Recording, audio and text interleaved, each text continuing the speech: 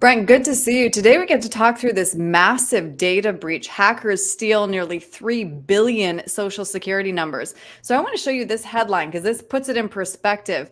Hackers may have stolen the social security numbers of every American. And according to the experts, those numbers are now available for free on an online marketplace for stolen personal data. So let's talk through what we can and should do to keep our personal information safe. You say the first thing is that we need to freeze our credit. Yeah, so 10 years ago, this would have been like earth-shattering news. Now we're all just kind of like, yeah, we expected that. So Yeah, it's very, very common for the information to be stolen. And to be honest, even though this is a huge one, most people's information was already out there anyway. right. So a lot of people, we've had several clients, probably 3 in the last month, who've reached out and said, Brent, this is what happened. What do I do? And it's usually start with freezing your credit. There's 3 reporting agencies, and we'll put links in there where you can go to them.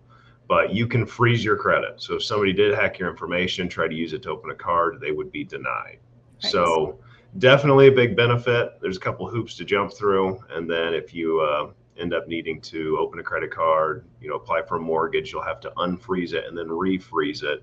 So it adds a level of hassle, but as far as what you can do to protect yourself, this is probably your best bet. Right. And don't forget that PIN. Next, monitor your accounts closely. So nowadays, most people have been hacked and received some type of free credit monitoring. And some of those free ones are good. Some of them I would say, hey, maybe pay $20 a month to get a better one. But monitoring your accounts is one of the number one things you can do to look for that fraudulent activity. So mine sends me an email if anything happens. Twice now, somebody applied for a loan in Texas and then somebody else tried to open a credit card. I got an alert immediately. I made a phone call, shut it down. So being on top of it, even though it's a pain, it's something you definitely need to do nowadays. Next, you suggest setting up two-factor authentication. So in my opinion, this is actually going to be forced on most people in the near future. More and more companies are making this a reality, but some companies still say, would you like to do this? And our recommendation is yes. And so essentially what you do is you go in, you punch in your password, but you also tie your cell phone to it. That's one of the most popular ways to do it. And so you may also have to receive a text message where you punch in a code. So this adds another level of security that's going to keep people from getting into your stuff.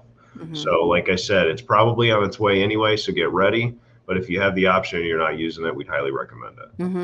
And then last, the biggest risk is us. Hackers will do everything they can to steal our information, and they are very good at it. So we have to be vigilant. Absolutely. So they are working day and night to try to steal stuff that does not belong to them. So we need to put the effort out there as well to try to protect ourselves, because we don't want to be the victims. And sometimes even if you're able to get the money back, it's going to be a headache you don't want to deal with.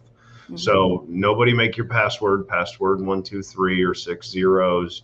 They give you recommendations on the difficulty of the password for a reason. And so just monitor everything, do everything you can to try to protect yourself, because there's bad actors out there and we don't want them getting our stuff. You said even your son had a notification that he may have been hacked. 4 years old, pediatrician was hacked. So I got a letter saying, dear Mr. Jackson, your information's been stolen. So his first hacking event happened at age 4. And sadly, it's only going to get worse before it gets better. Yeah. Wow. Unbelievable. All right, Brent, if somebody has questions about how to put any of these precautions in place, how can they get a hold of you? Sure. 614-430-8383 or young-wm.com. It's one of the many things we'll talk about. Great. Brent, thank you. Thanks.